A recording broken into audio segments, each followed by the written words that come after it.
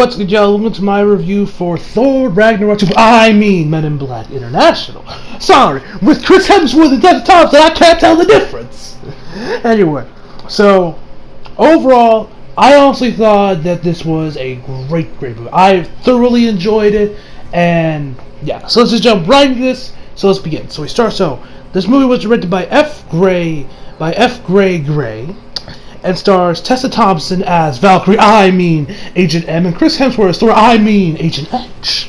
Liam Neeson, Emma Thompson, and many more. And so the plot of Men in Black International is that Agent M finds out is someone that thinks aliens are real. She knows that they are, as her parents got neuralized, but she did not. So she made her life's mission to look for the Men in Black. She finally fights them, joins their ranks, and is now part of this whole thing where you got these alien creatures coming in here for a device, like in all the other Men in Black movies. And of course, she has to save the world before it gets destroyed by the aliens. Pretty similar to all the other Men in Black films, but okay. Let me start with the positives. The positives I definitely can say is that number one, Tessa Thompson and Chris Hemsworth are fucking fantastic in this movie. Like, they have amazing chemistry. You guys already saw that back when Thor Ragnarok came out back in 2018, or was it 2017 when Ragnarok came out? Yeah, I'm pretty sure. No. Well, yeah, it was 2017 when Ragnarok came out. Yeah. I was just thinking about it. So yeah, they were great in there. They were also pretty good in Endgame when we saw little bits of their interactions. But once again, fucking fantastic here. They have amazing chemistry, and they are just fucking fantastic. Liam Neeson, he's Liam Neeson. I mean, granted, all these guys played pretty much themselves. Like, Chris Hemsworth is just Chris Hemsworth in here. Tessa Thompson is great, and yeah, the cast itself is overall pretty good. Another thing I have to say is that the CGI for this movie was also fantastic. I thought it looked really, really damn good. The aliens look pretty cool. The villain aliens, well, I'll admit that they were probably one of the weaker parts of the movie. They were boring. Their design was really cool. I really dug their design in the film. So the music is also pretty good. Of course, you got that trademark Men in Black theme. I love it. The guns look pretty cool. Some of the other aliens, like I mentioned before, were also pretty good. Now, I wouldn't say they were as strong as the first couple movies, but some of the other alien creatures that kind of joined the cast were also pretty good. But yeah, that's really all I gotta say for positives. Is that's really all. But like, what I will say is, like, Tessa Thompson, Chris Hemsworth, they without doubt carry this movie.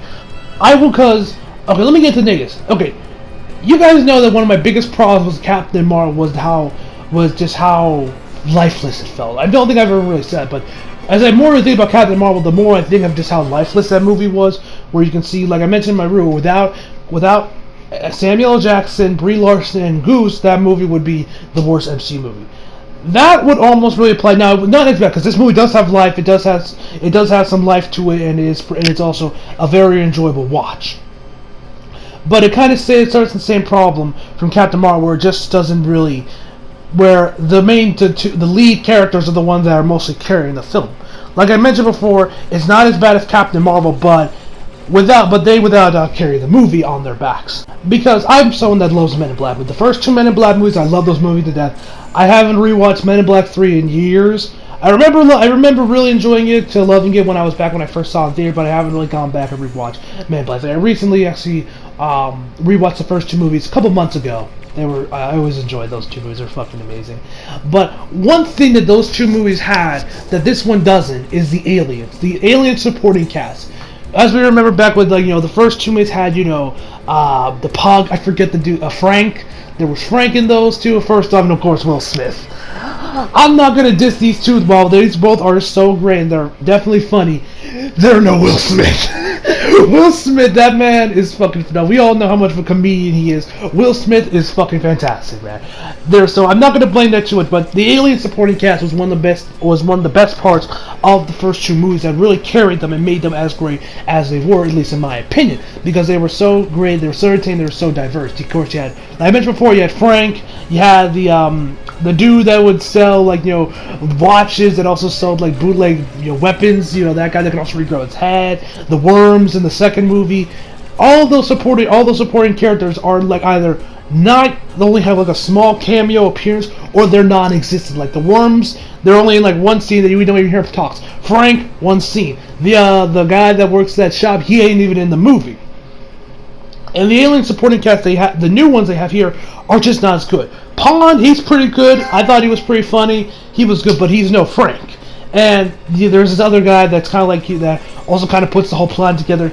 I couldn't really care for him. I mean, he had one funny scene, but that was about it. I did not care about them or enjoy them as much as I did Frank, the Worms, or the other guy. They were like, because that's the biggest problem with the movie. Because like the humor in the movie, now it's not terrible, like, but at the same time, it didn't have me dying at all. Like it wasn't like the first two, where the first two had so much humor and I was like laughing like crazy throughout the films. But here, that wasn't the case. Most of the time I would laugh, but most of the time I would just chuckle.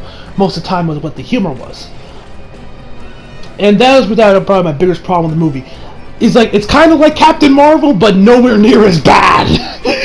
Or as bad as it was in Captain Marvel. It suffers from some of the same problems where it just doesn't really have that same umph to it, that in the case of Captain Marvel just doesn't feel as, he doesn't have that same love and attention and care, or just giving a shit like all the other previous MCU movies had, like, Ragnarok, Black Panther, all those other movies. The same thing happens with here, Men in Black International, is that it just doesn't have that same umph, that same feel that the first two movies had.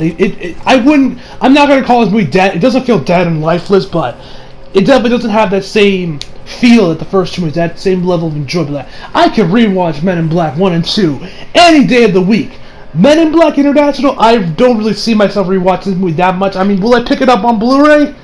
Probably, maybe, but I won't be rushing to the store to pick it up, So, that's without my biggest problem with the movie. It's just the alien supporting cast nugget, and it just doesn't really add to the... I mean, I did like what they did with the mythos and how they showed off all the international branches and stuff, all the different locations. The fight scenes were pretty good. And of course, like I mentioned, Tessa Thompson and Chris Hemsworth were fucking fantastic, man. The best part of the movie, but it misses a lot of what made the first two movies so special, with the supporting cast of the aliens. And of course, there's also Tommy Lee Jones and Will Smith, but I'm not gonna. But Tessa Thompson and Chris Hemsworth do a good job filling that void.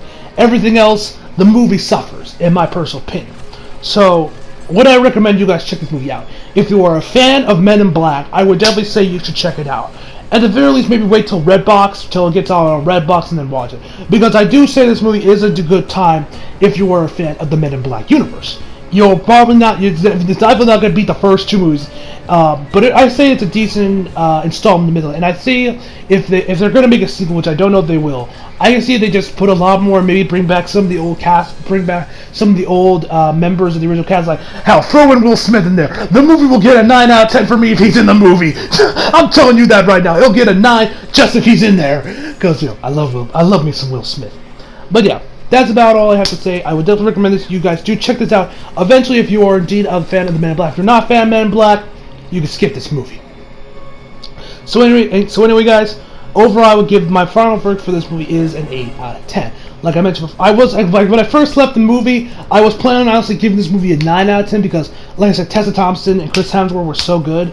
But when I rewatched, when I really thought about it a little bit more and watched Chris Stuckman's review, I couldn't give it that rating because, well, yes, it does. It's not as bad as Captain Marvel. It doesn't suffer, and the problems it suffers from are not as severe as they were in Captain Marvel.